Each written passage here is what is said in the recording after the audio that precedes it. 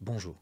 Aujourd'hui, nous allons voir ensemble comment l'hypnose, malgré des aveux, a très certainement empêché un meurtrier d'être placé derrière les barreaux. Un alibi solide, un profiler chevronné, mais surtout beaucoup de mystères nous attendent. Alors accrochez vos ceintures, on va parler de l'affaire Catherine Fournier.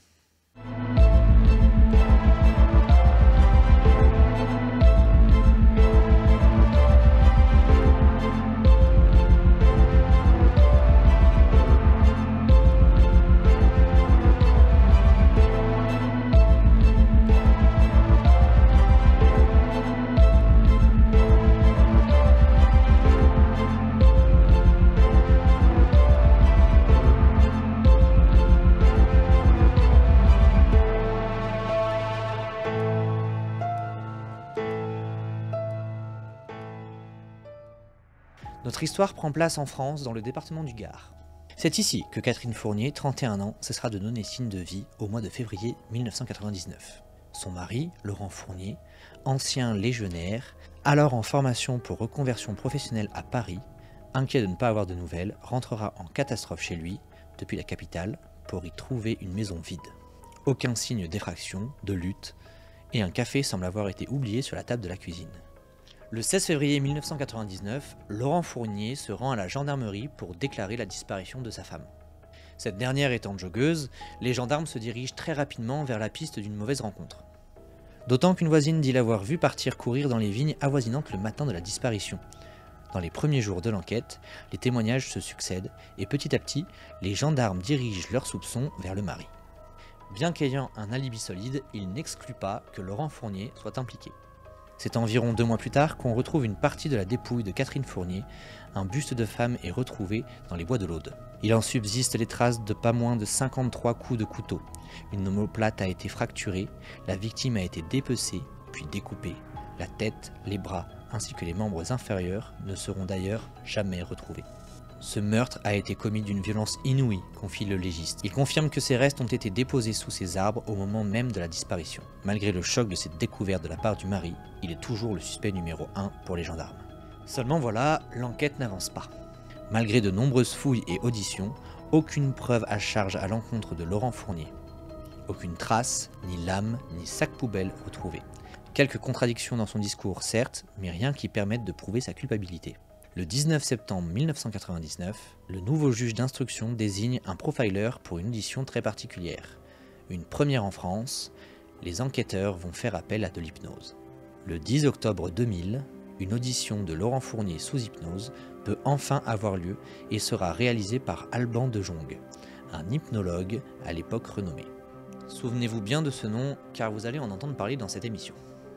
Il décrira le mari de la victime comme très tendu mais consentant. L'audition sous hypnose dure près de 5 heures. Fournier parle de sa vie, de sa jeunesse, de son épouse. Quelques détails sont troublants, mais toujours rien de probant. De cette audition résultera un procès-verbal de 22 pages, qui sera évidemment soigneusement étudié par le gendarme psychologue de l'affaire. 2 mois après l'audition, le 30 décembre 2000, Laurent Fournier est placé en garde à vue à Nîmes. L'hypnologue participe à son interrogatoire. Il guide ses collègues gendarmes afin d'orienter les questions quand, soudain, Laurent Fournier rentre en transe. Fournier livre alors en pleine transe hypnotique des aveux glaçants, parlant de lui à la 3e personne.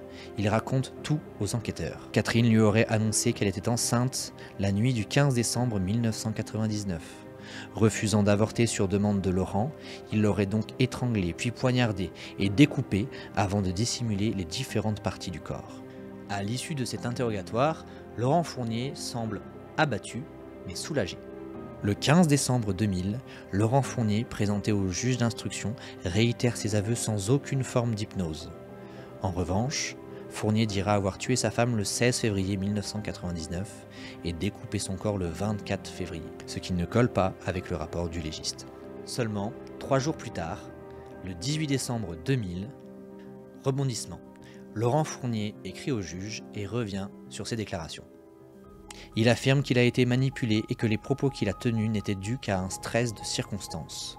Un examen psychologique du principal suspect dans les mois qui suivent ne feront que confirmer l'impact que cette séance d'hypnose a eu sur son mental. Les avocats de M. Fournier parleront d'une audition extorquée avec une procédure qui n'est pas légale, une manipulation qui les conduira à demander la nullité de la procédure. Ces avocats font remarquer que l'hypnose a dépossédé leur client de son libre arbitre et qu'elle n'a en France aucune valeur juridique. Le 19 février 2002, la chambre de l'instruction de la Cour d'appel de Lyon annule le procès-verbal et ordonne la libération de Laurent Fournier. Il bénéficiera, 17 ans plus tard, d'un non-lieu. Si cette affaire vous intéresse et que vous voulez plus de détails, je vous conseille le super podcast RTL de Jean-Alphonse Richard, L'heure du crime. Et si vous voulez plus d'analyse d'hypnocrime, n'hésitez pas à commenter, liker, vous abonner, activer la cloche pour être informé de toutes les prochaines vidéos. Plus de 25 ans après la disparition de Catherine Fournier, son meurtre n'a toujours pas été élucidé.